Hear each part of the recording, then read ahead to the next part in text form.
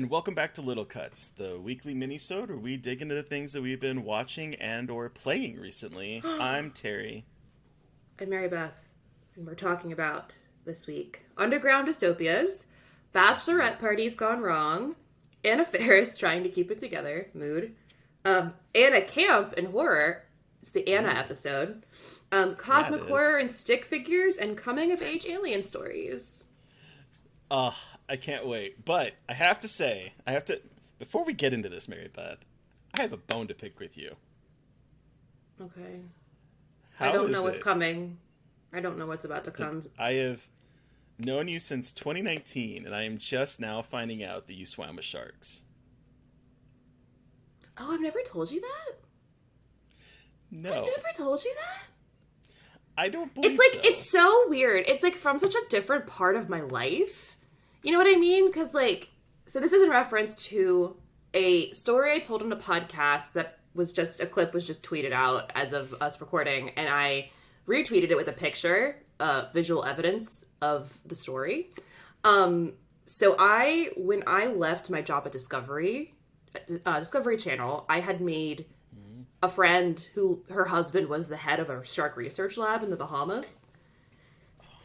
And I was like, I just quit my job. I had another job lined up. I had 2 weeks, and I was like, fuck it. I'm going to go to the Bahamas for a week and go swimming with sharks. And when I say the Bahamas, it's not like a resort island. It's literally like a fucking deserted island. There's no groceries. I had to bring all my own food because there was no place to buy food on the island. Oh yeah. My suitcase was like snacks and like microwavable stuff that I could eat. And there was a small restaurant, but it was really far away and it was super expensive because everyone was you had to import everything. Right. Anyway, so I went down there, stayed for a week, and I went swimming with sharks one day, and it's like a big place for hammerheads and nurse sharks. So they took me out and we went swimming with sharks, and they were all at the bottom, and I didn't want to go to the bottom because I wasn't super confident in my ability to hold my breath because it was deep. And we weren't scuba, we were just doing snorkeling. And so I was just having fun at the top, just look at all the sharks. And they're yeah, they never leave the bottom. And well, guess the fuck what? This hammerhead was but I would like to say hello to this woman. Came up off the bottom. And if you look on Twitter, it's right by my butt. And I have to find the other picture because the picture that I posted is from my perspective of it coming up. It was a video that I took of it coming up to me. And another person with me got a picture of my head above the water, and it's literally on my butt. And it was just a hammerhead shark. And it was really, really cool. And that trip was really amazing. I got to hold baby sand sharks. I went swimming with someone I met there, and we found a bunch of eagle rays swimming around. Yeah, it was the coolest trip ever. I'm really jealous. It was a long time ago, but not a long, but really it was jealous. Because I had the opportunity to go into a cage with sharks, and then it all fell apart. And I am very jealous. Where were you going to go cage diving with sharks? So we went to Hawaii to visit one of my friends that was in the Navy. And she was it was her last year in the Navy. And she had a place, so all we had to do really is pay for a ticket to get there. We could stay at her place. And so we did, and the only thing I said is, I want to go in a cage with sharks.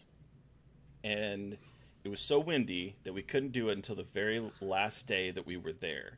We get there, we get out in a boat, it's the four of us, and 2 people we don't know that came along, because everyone gets out on this boat. We drive? No. We boat out to the... You drive a boat. I guess it kind of makes sense. We boat out to where it's in the ocean and the cage is just floating there. And we had to pair up to go in, and my two of my friends were dating, so they were going to go in together, and me and Jamie, the person we were visiting, were going to go in, and then there's the other 2 couple.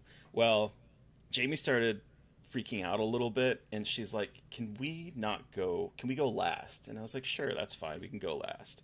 And so my 2 friends go in, go under the water. I think it was, if I remember correctly, it was just lemon sharks, maybe Okay. a couple nurse sharks. Like nothing too. We're not talking great whites or even hammerheads by that stretch. But they're in the water with them, and then they get out, had a great time, took lots of pictures. Then the other couple go in, and she panics, and she kicks the plexiglass that is. 'Cause, like, they had a big gap like this. I think probably like this big, like just. It's big enough that something could swim in. And so they had a plexiglass up. Well, she kicked the plexiglass out. And he said, can't go in. So I lost my chance to go in. You were even right there. Yeah. I would have set someone on fire. Like, I wanted to. The daggers that were coming out of my eyes at that woman because she panicked and kicked the fucking plexiglass. And it was the last day, so... All right, motherfuckers, we're getting you in the water with sharks. We're going to figure it out, though. Probably a cage, and not like me, where my friend, like, they were all shark researchers. Like, they were very smart. Mm-hmm. But they were like, you'll be fine. They don't come up. Surprise, they came up. This was almost like 20 years ago for me now, and I still hold on to that. Oh, I would, too. If I ever found out who that was, she would be getting nasty notes from me on a constant. Whoever you were, if you somehow listen to this, fuck you. Fuck you. If you were in Hawaii sometime in, like, I don't even remember when, 2007-ish maybe, fuck you. Yeah. But anyway, enough about sharks and stuff. I saw that literally right before we were going to record, and I was like, are you kidding me right now? I forget. It's like terrible. I don't forget. But like they asked, like this podcast asked about my whole career, and I was like, if you want the full fucking like weird path I've gone down, I'm happy to tell you. And the shark story was included, and I was like, oh my god, wait, I did swim with. Huh. That's so cool. Anyway. All right. Let's start. A bachelor party's gone wrong. I think I know what this one is. I'm curious. All right. So this is Bury the Bride, the new film from Spider One, co-written by him and his partner Chrissy Fox. And look, I wasn't sure what to expect. Like I wasn't like the biggest fan of their last film. But like, it's cool that he's making movies and there's like a punk rockness to them that like I'm really into. So I was like, all right, well, let's see what this is all about. It played at Panic Fest, and I was like, all right, whatever. Like, let's just try it. I was so surprised with how much I liked it. It is like, so it follows a group of women, all friends, who are going to a bachelorette party for their friend June, who is getting married to a man that they don't all very much like, because he is very, like, he is like a country boy. Like, he is not of the city. He is not like, what they think she deserves. He is just like from a poor community, and her bachelor party is at like a farmhouse in the middle of nowhere. And, things will go great. It'll be fine, totally. And so there's all of these, there's infighting with the women, and there's some really interesting dynamics going on with all of these women. And then June's fiance and his friends show up, and they're big beards, thick accents, wearing camo, but they're not portrayed as stupid hillbillies. They're just okay. So a lot of what's happening in this movie is presenting you with horror, with characters you know as horror tropes and stereotypes, but it kind of breaks that mold. And it's okay. Yeah, these guys are what you might think are hillbillies, but they're actually rather smart and well-spoken and emotionally intelligent, and they're not just dumb hicks like they all think they are. And by all, I mean all of the women except for June. Chaz Bono is in this with a cameo as one of his friends named Puppy. Oh. Weird. Yeah. Random. And so as the night goes on, everyone's a little bit on edge and kind of just what is going on? Why are these guys here? We hate him. And then there's a twist. And I don't want to spoil the twist because it's a really good twist. But it just becomes bloody nightmare.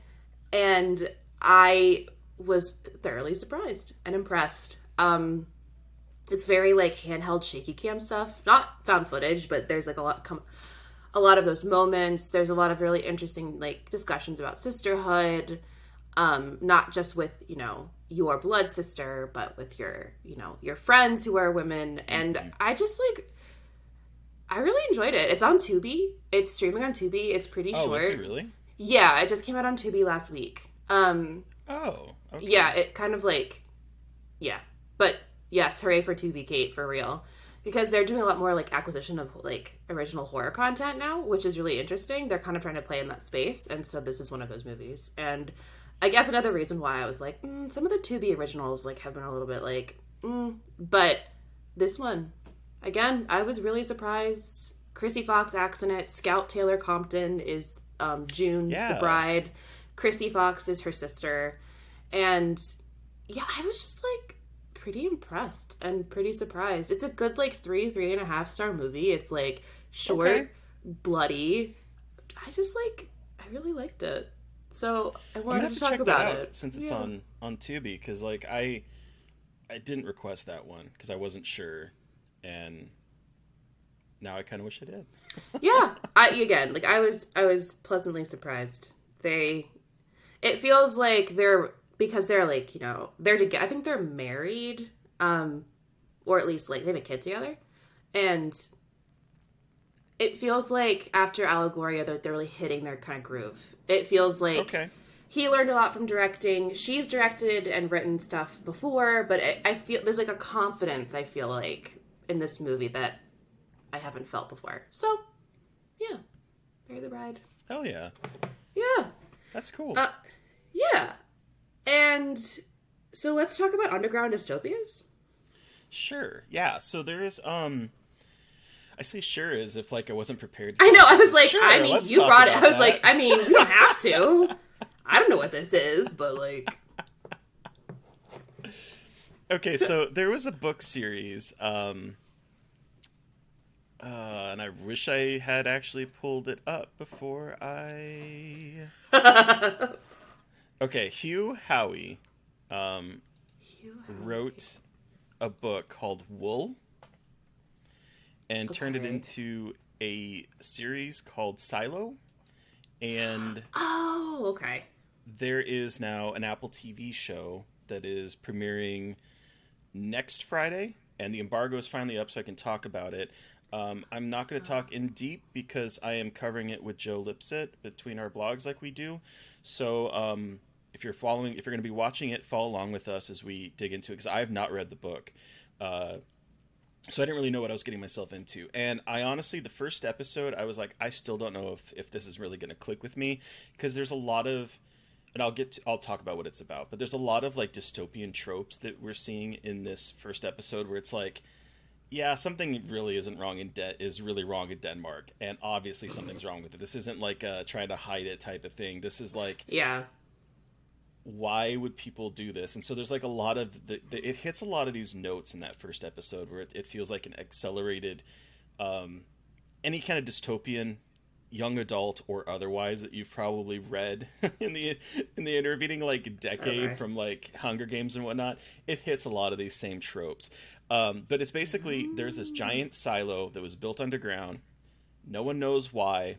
No one knows. They've just been in there for hundreds of years, probably.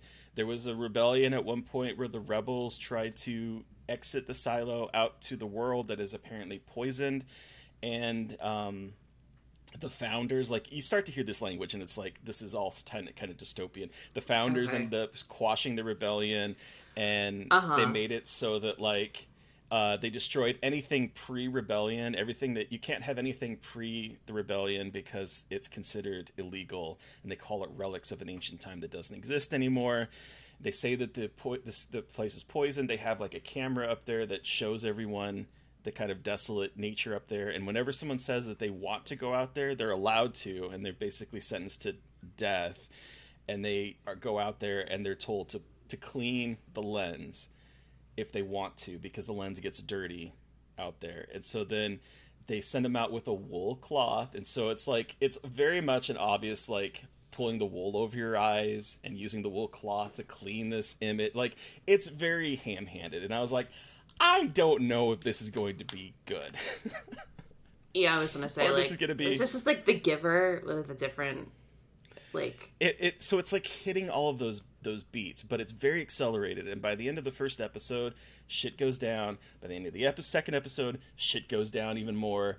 And by the end of the third episode, I was like, I am sold, because the third episode is an hour long, and it's like half of it is story building and world building, and then the other half is the characters dealing with a generator that is malfunctioning. And it is a thrilling 30-minute sequence of people trying to like get this generator going, get it, because they only have a certain amount of time they can do it. It's like building up pressure, and there's like this perfect, fantastic use of editing with this, and the cast is stellar. So I was gonna say, Jones. I looked it up and I was like, holy shit. Yeah, Rashida Jones is in it, Tim Robbins is in it, Rebecca Ferguson from Dr. Sleep and a bunch of stuff is in it. She's fantastic. She is an engineer. She's the main character. Will Patton is in it. There's just like David Oyelowo is in it too. Yeah, he plays Rashida Jones's husband. He's like a sheriff that is trying to keep law, and his wife in the first episode is like, there's something wrong here. I'm getting to the bottom of it. And it sort of follows them, and then it transitions to following Juliet, played by Rebecca Ferguson. And it is, so far, I'm only 3 episodes in. They're debuting 2 episodes next week, and then it's going to be a weekly thing on Apple TV. Okay. And I went from being very dubious about it to being hooked. So I would say, if you have Apple TV, give it a try. Wait, that's so I'm just like looking at stuff about the book, and apparently Hugh Howey partially published this independently on Amazon.com. Like, this wasn't like a big... That's so good. Oh, no. That's kind of cool. That I was just like, all right, cool, I'm going to do it myself. Yeah. Huh. And then he created a successful series on it, and now he has an Apple TV show. So that's... it's a really cool story right there, but... Yeah. So I have seen posters. I haven't watched the trailer. I've decided that I don't like trailers anymore, and that I will only watch them if forced to do so for work, or if like I'm at a movie theater. At a movie theater. Mm-hmm. Yeah. But I've seen things, and it looks. I've seen things, but it looks really interesting. So I'm glad to know all of that, and that typical like kind of. Okay, dystopia, hiding the truth, we get it, and it blows up. Yeah. Very good to know. Yeah, I was going to say, it sounds like this series, Gurren Lagann. Have you ever watched Gurren Lagann? Have you ever heard of it? No. It's an anime series where basically there's like a bad thing happened, and everyone lives underground in like these holes, and if they want to go out, it's like forbidden to go out. And it's like, what happens when you leave the place? We all love those stories. Yeah. I think it's gonna be good because by the third episode, I was hooked. I think it's smart for them to air the first 2 episodes together, because they definitely are connected together. And I think by the end of the second episode, things are a lot better than the initial. Very YA, like it's not YA, but it feels YA. You know what I mean? Like it's about adults. Like these aren't. Yeah, but it's like it's got those like. That YA lens on it, where you're like, the Divergent, the Hunger Games, that kind of feel. But they must know that it follows that, and they're like, we have to do the 2 together, so people don't think we're giving them like the same shit that they've seen a million times before. Yeah, smart, but again, like you said, smart, like good for them. Okay, well that's very good to know. All right, yeah, okay, I am dying to hear about this one, Anna Camp in Horror. Okay, so this is the new Shudder film that I believe, as of the recording of this podcast, as of the release of this podcast episode, is out now on Shudder. Is it really? Yeah, I think so. Far behind. I know. Well, there's fucking 6,000 movies coming out this week. Well, let me just fact check myself like super fast. I'm almost positive it's out. Yeah, it's out on Friday. Okay, cool. But, so this is From Black. This is a new Shudder film starring Anna Camp, who we know and love from Pitch Perfect, but also from True Blood. And excuse me? I know. And it's like, I felt so bad because I was like, I know that this is you trying to be like trying a more serious role. And the best thing about it, she dyed her hair black. So she does not I just saw look the like trailer. herself at all. So it's to her advantage because it takes you out of the whole, like, that kind of prim and perfect image that she has in a lot of the movies that she's in, like, as a blonde, like, a preppy blonde girl with, like, a perky voice and kind of looks like Barbie. She has so different in this. So she plays an addict a heroin addict whose son goes missing while she is high with her boyfriend. And Yikes. And after her son disappears, she gets clean and spends years looking for him. And so she's like been trying to look for him. She's clean. She's going to meetings, and she's just like trying everything she can to like start over her life. But it's just like grief has consumed her. And so someone in her grief group goes, "Would you do anything to get him back?" And she goes, "Yeah." And so what ensues is this ritual where she is trying to satiate something to give her kid back from whatever happened to her kid. And if any of you listeners have seen A Dark Song, it's got a similar, it's not the same, but it's very similar vibes in terms of she goes to a house with a guy who says, "I can do this ritual for you to get your kid back." But here, it's a little bit more playing with grief about being a not perfect mother, and there's a lot more kind of, there's a lot more going on with like also creature stuff too. But essentially, it becomes this like terrifying, claustrophobic ritual where things go wrong, and it's shot. Like, it begins in media res, basically, and it kind of, you're watching it parallel of, like, what's happening and then flashing forward to the present where she has been found by the cops and she's covered in blood, and she's like, "It's following me. It's following me. You can't leave me alone. It's going to get me." Ooh. Yeah. So I think it's like a little long, but I was really impressed with Anna Camp in this. I think she's incredible as this, like, tough but fragile character who like is doing her damnedest and putting on a mask, but is like on the edge of just like falling apart. And interestingly, so Thomas Marchese, I think that's how you pronounce his last name, who directed it, this is his like first feature, and he based a lot of this, I interviewed them, which is why I'm pulling this out, but it was fascinating. He was a fucking child crimes homicide detective for 15 years and based this movie around shit that he saw for 15 years as a homicide detective, and he retired because he got stabbed. And then he made this movie. Oh. He sounds like a fascinating person. Yeah. Yeah. Really fascinating story when he was like, "Yeah, I was a child sex crimes police officer." And I was like, "I'm sorry, are you okay?" Like, can I hug you? Like, that's terrible. Like, ACAB. But, but like, that man lived, like, lived people's horror stories kind of shit. Like, and he wrote this movie that is not entirely based on that, but, like, he drew from a lot of his experiences. And I was like, that makes a lot of sense. Kate says, it sounds like A Dark Song meets The Monster. Is that apt? Yeah. I have to think about The Monster for a second. I think so, yeah. I've actually never seen that one.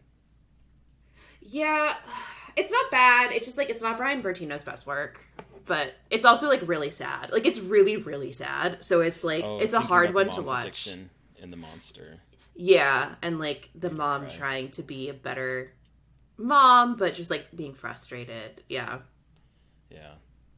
But, I mean, Anna Camp, she killed it. She's really, really good. I was really impressed. I hope she does more horror projects because she has the fucking range, let me tell you. So you're giving me all these movies I need to watch this weekend. I'm sorry!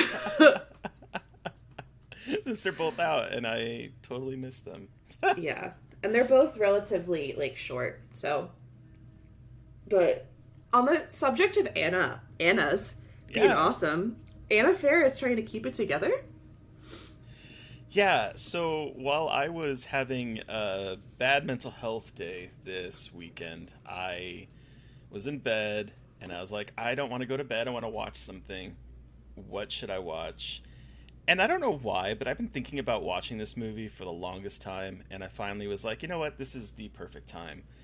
Uh, and so I sat down, well, laid down, and I watched Smiley Face. I need to Have see you ever seen Smiley that. Face? No, but I know about it, and I've heard such good things about it.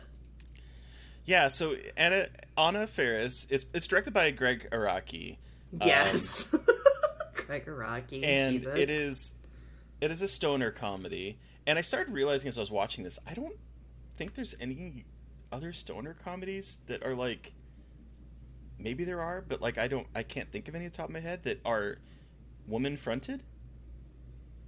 Like I side don't really- characters, sure. Yeah, But I like as a don't. protagonist, as like the main character. I don't think I really can think of any. To be perfectly honest with you, it I is can't mostly either. dudes.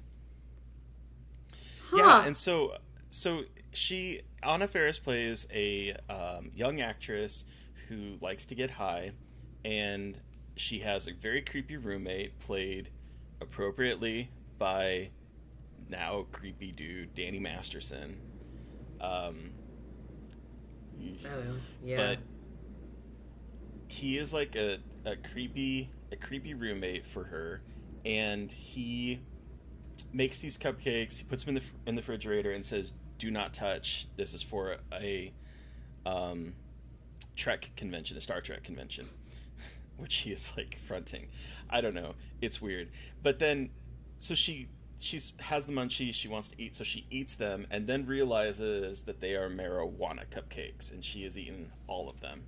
And so she is trying to go through her very busy day of paying the electric bill, going to an audition, and then also finding weed to make him more cupcakes because she needs to replace them. And it is basically Anna Faris just being high as fuck and having the most hilarious monologues. There is this one monologue that just like had me just giggling nonstop because she is literally just like sunk down in her chair, and she's talking about how like where corn chips come from and how like the person that made them probably really loves corn. And she's like, is that what you're supposed to put in a frame? Are things that you love? And she's like, I really love lasagna. I should put lasagna in a frame. And she's like, no, you know who else really loves lasagna? Garfield the cat. Maybe as a shorthand of way saying I love lasagna, I could put him in a frame. She's like, oh, no. What about a photo of President Garfield? Because that would be so meta. And then people would ask, Jane, why do you have a photo of President Garfield on your mantle? And I'd be like, because I love lasagna, of course. That is the most beautiful example of like stoner bullshit I've ever heard. Of just like talking yourself into the most ridiculous shit. Uh-huh. I've wanted to watch this movie for a long time, but now you're really making me like just Anna Faris one is like the funny, like she is the fucking best. hysterical. Like she is so funny. And I love how she seems like she's blonde and kind of talks like this, but she's the fucking funniest person, like in everything. She is so funny. She has no ego in anything she does because the things that she does, she is able to like to go to places that I think most actresses are like, I don't want to look stupid, but she's able to like fully fucking embrace that and just be like, no, I'm gonna be silly. And that's what I love about her. She is so infectious, and I'm really surprised that, I guess I had seen this movie once before, but I don't remember it. Maybe I saw like a snippet of it. So like this was really my first time really watching it, and I'm upset that it took me this long. It's only streaming on like free places like Tubi and Freevee. There's nowhere to like buy it like digitally or rent or anything like that. Very weird that Greg's movies are not readily available. I'm gonna call homophobia, but I agree with that. Yeah, because He also did Mysterious Skin. Mysterious Skin. His Doom Generation is Doom Generation, just got like a yeah. restoration and is like going to festival or playing somewhere, I think. So like his Yeah. movies, he was like really responsible for like new queer cinema. Like he was really in Yeah. that range back in the early Mm-hmm. '90s, and I feel like his movies aren't readily available anywhere, and it Yeah, really it's makes me upset. it feels like homophobia, and like no one cares about 90s stoner cinema, and or like, different, because I know he also did Nowhere, which looks awesome. And then he also directed, I didn't realize this, he directed episodes of Dahmer, that Dahmer Netflix Yeah. series. But I want to see more from him. I think he has a really fascinating POV. But I also wonder, like, I'm always so fascinated with filmmakers who, like, a lot of their, like, renown comes from making films that feel very much of a certain era. Like, Hmm. his movies are so very much like, well, Mysterious Game is 2004. um and then what was Smiley Face? Smiley Face was 2007. 2007. Hmm. Okay. But, like, you know what I mean, of like the late 90s, early 2000s. Like, that was just such a very specific, aesthetically specific time period. And Hmm. I feel like his work really captures all around aspects of that time period. So I'm very Yeah. curious, like, what he would make now. Well, it's because like the last thing that I think he kind of wrote, yeah, the last thing he wrote was Now Apocalypse, which was a hilarious Stars series that lasted for Okay. a single season that I really loved, and I was really sad that it didn't get picked up for another season. But yeah, I don't know. He's directed a lot of TV. It seems like 13 Reasons Why, Riverdale, Oh. Heather's, Okay, well, maybe that makes sense Dahmer. that he directs episodes of TV like that. He also, wait, he did a movie called White Bird and a Blizzard in 2014 that starred Eva Green and Shailene Woodley. Random. Never heard of that before, but all right. No, I haven't either. Cause Huh. I after watching it, I was like, I really want to go down his filmography because I'm not as familiar with it, but like a lot of it is very difficult to find, and that makes me really sad. Yeah. Huh. But anyway, you want to see Anna Faris talk about lasagna and sink into her couch and be high as fuck. Smiley face. Recommended. Highly recommended. Very funny. Very funny. Um, okay, coming of age alien stories. Okay, so this was a movie that friend of the show, Kayla Heyer, who is an incredible person and PR rep, recommended to me because this played at Boston Underground Film Festival. I did not cover that because I can only do so much to myself. But she told me that I should check this movie out. And I am so glad that she told me about it because it is. I don't even know. I'll figure out how to describe it. It's like, it's got Wanting Mayor vibes, but like placed in reality, like our reality, in terms of being Okay. like this very kind of like beautiful, slow, weird sci-fi thing. So this is Spaghetti Okay. Junction. This is a movie called Spaghetti Junction. It was, hold on one moment. Pause, please, while I get up the director. So it was directed by Kirby McClure. This is their first film. And it follows this young girl named August who has recently lost her leg. And the actress Kate Hughes, who plays August, actually is also disabled and doesn't have, is an amputee. So that's kind of a cool. It talks about her amputation and like her not feeling like whole and just like not knowing where to fit in her life. And she lives in the deep south with her sister and her dad, and her mom died in a car accident, the same car accident where she lost her leg. And Yeah. so this is a family living in the south in a pretty poor, like a relative, like blue collar family. The dad is not doing well with the loss. Her sister has a shitty boyfriend, and August is just like kind of adrift. She's like 13 or 14. And then one day she feels something pulling her to this cave. And what she finds in this cave is a boy, but it's something has taken over his body. He is something from another world, and she decides that this is her purpose in life now, is to help him find his way to saving the world, essentially. Okay. And it sounds silly. Like it could be like a very silly movie and like very kid-like, but it's actually like incredibly affecting, because a lot of it are these like very quiet moments with August or her family, like sitting in silence and kind of just like, it's very much like a coming of age story about a young girl trying to figure out her own grief and her own like desire in the world, because a lot of like in her there's a lot of voiceover where that took her inner monologue talking about how she just wants to disappear, and how finding this creature gives her kind of like a purpose. And it's fascinating in like the trek. So she basically has to go on a trek to help him find like a map maker, and it's just like it evolves into like this super weird aesthetic that I think is really fascinating. And it's got like, it's like Southern Gothic aliens. Wow. Okay. Yeah, like contemporary Southern Gothic aliens. I love that. Yeah, and it's like, it's sad but beautiful. It's beautifully shot.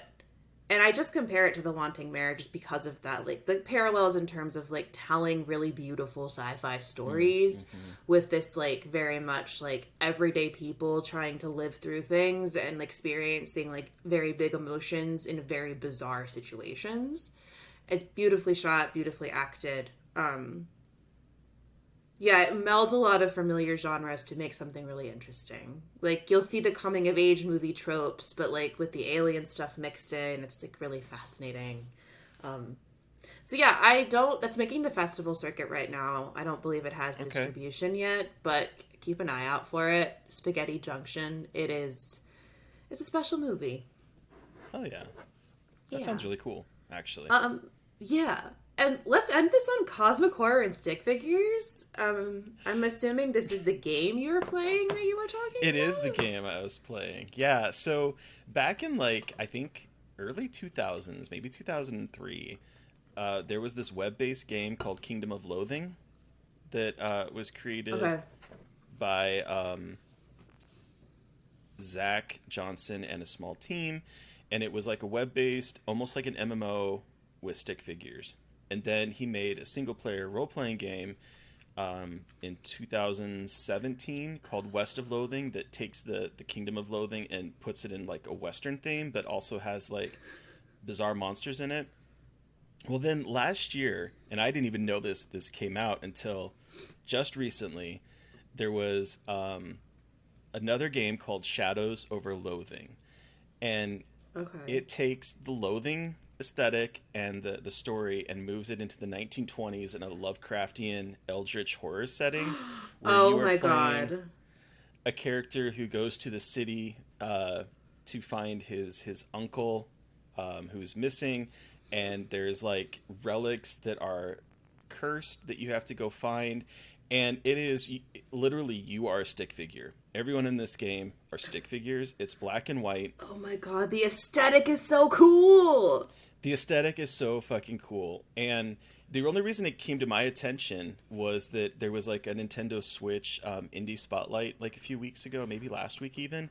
And they announced that it's coming to the Switch. It was released that day on the Switch. And so I was like, oh shit, this is already out. And so I went over and I bought it on PC, and I've been playing it off and on. I'm not done with it yet, but I really wanted to kind of put a light on this because it's hilarious. It is so silly. There is like, you find different equipment that you can like that you can wear, and there's all these shoes, and each shoes does something different. You wear sandals and you make like sounds as if you're moving through the like the beach, and you leave like a trail of dirt behind you. There's one where you find like one shoe in a trash can, and if you put it on your body, you start to like gallop with like one foot and your two arms because you can't move with your other foot. Like, it is just so fucking silly, the things that happen in this game. Museum of Skulls? Yeah, it is also like there's this one house where like it's called like I can't remember the name of it, is like a droning house or something that you stumble across, and there's like a loud droning noise coming from inside the house, and you like go into the house because it's a role playing game and you just enter anyone's house in a role playing game, and you hear like this sound, and you go upstairs and there's someone that is literally playing, I can't remember what instrument it was, but like a single note, and he's like been playing it for a very, very long time. And he's like, if I stop playing, the evil in the basement will come alive. And you can like say, yeah, keep playing, or you can convince him to stop. And so I convince him to stop, and then you go downstairs and everything that was like pristine in the house is now damaged and destroyed, and there's floating things, and you go into the basement and you basically end up finding this like this gem.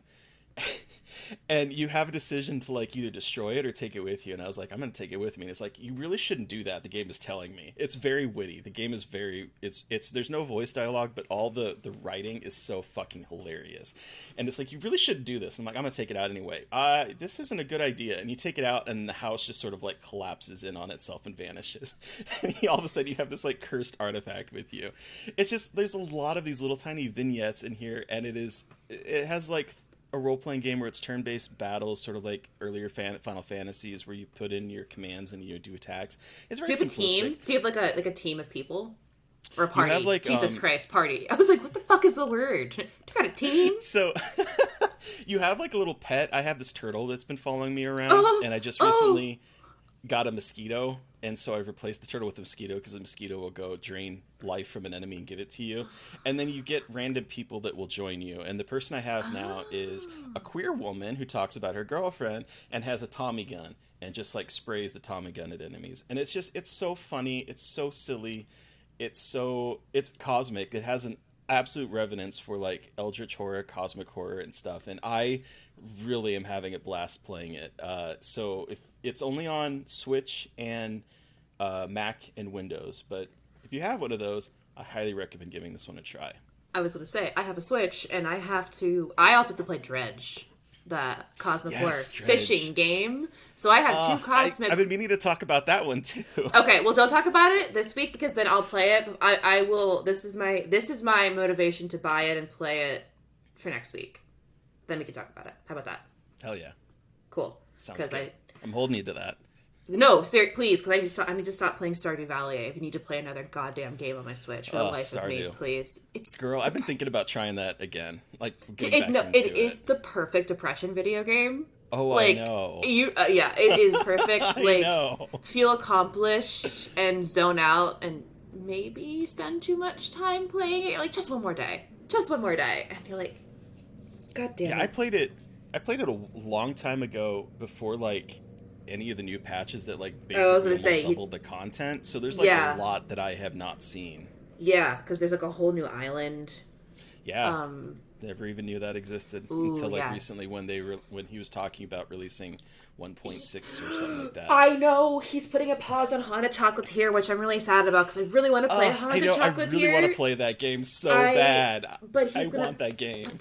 There's gonna be an update of Stardew Valley with more content, and I'm like, fuck yes. So, look, I'm getting Concerned Ape content regardless. Everybody, please play Stardew Valley. It is so much fun.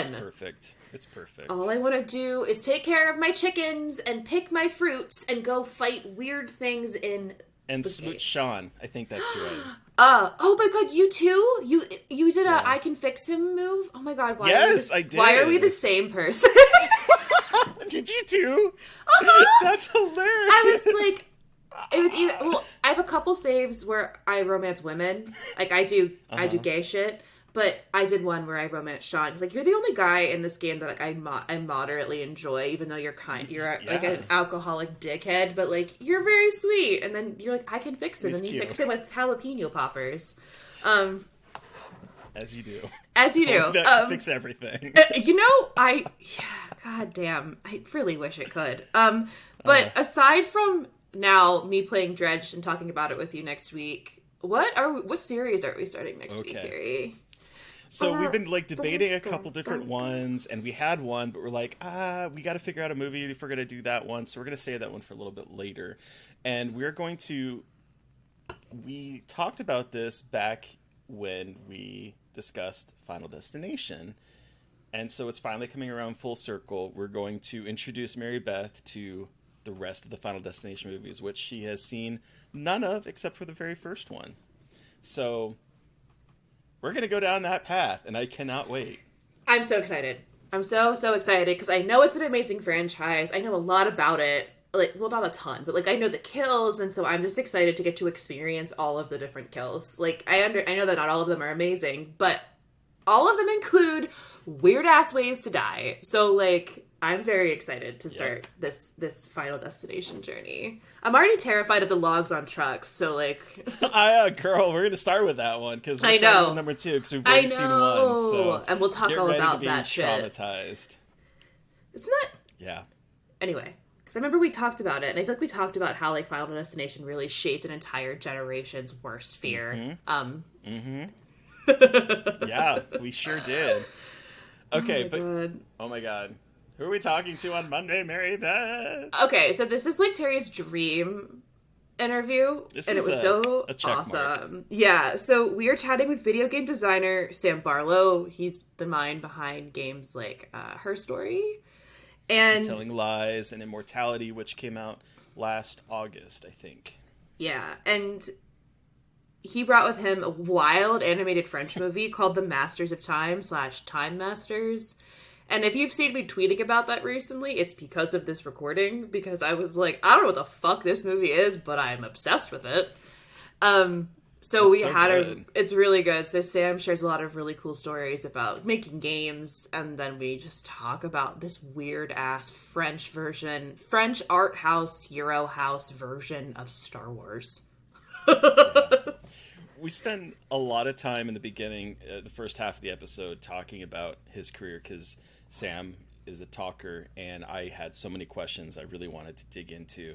He talks about working with the screenwriter of Lost Highway with Immortality, as well as the screenwriter of Don't Look Now, both of which wrote part of Immortality. Like, it just, there's so much here, and I'm so thankful that we got to talk with him, because this was literally a squee moment for me. I was so fucking excited. Yay. So listeners, you've heard from us. We want to hear from you. Did you watch something that we watched or played this week and have thoughts? Do you have suggestions for movies or games for us to cover on the podcast? Send us an email at scarredforlifepodcast@gmail.com or reach out to us directly on Twitter. I am at MBMcAndrews. And I'm McGailey Dreadful. And of course, don't forget to follow the podcast on Twitter at Scarred Podcast. And please don't forget to review, rate, and subscribe. And if you want to help us out, support us through Patreon. We're going to be talking about a next movie in our new French Extremity watch in the next few weeks. So sign up. Now's the time to do it. And since Scream is out on digital, we're also going to be doing a little spoiler episode with Scream 6. So you should become a subscriber before that drops. Yay! Thank you. Thank you to Eric Power for our artwork. Thank you to Sean Keller for our music. Thank you everyone for listening. Please stay safe out there. Most importantly, stay creepy. And until next time.